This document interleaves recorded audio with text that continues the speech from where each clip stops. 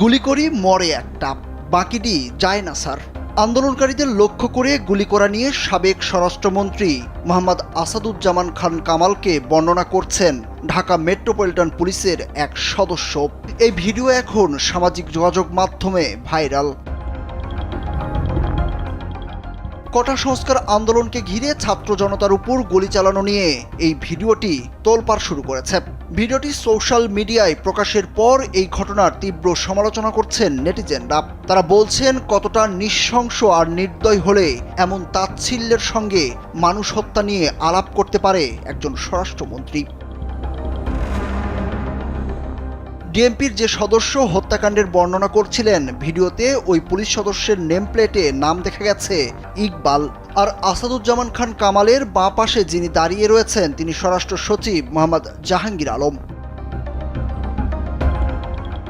৪৩ সেকেন্ডের ভিডিও ক্লিপে দেখা গেছে সাবেক স্বরাষ্ট্রমন্ত্রী আসাদুজ্জামানকে ঘিরে দাঁড়িয়ে আছেন কয়েকজন পুলিশ কর্মকর্তা। তাদের সামনে পুলিশ সদস্য ইকবাল সাবেক স্বরাষ্ট্রমন্ত্রীকে মোবাইল ফোন থেকে একটি ভিডিও দেখাচ্ছেন।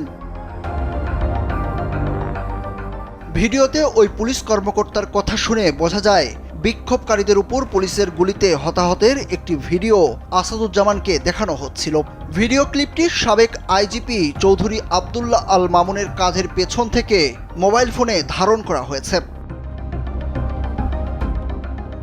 আন্দোলনকারীদের পুলিশ গুলি করেও দমাতে পারছে না বলে জানান পুলিশ কর্মকর্তা ইকবাল।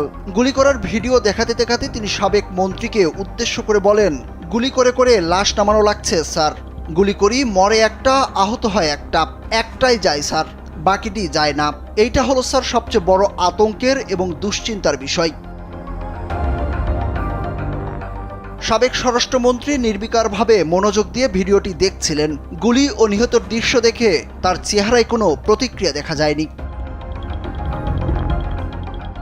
এদিকে ভিডিওটি সোশ্যাল মিডিয়ায় ছড়িয়ে পড়ার পর অনেকেই স্বরাষ্ট্র সচিব জাহাঙ্গীর আলমের পদত্যাগ দাবি করেছেন। তাদের প্রশ্ন, এখনও স্বপদে তিনি কিভাবে বহাল তবিয়তে আছেন। সুরুজ আহমেদ, কালবেলা।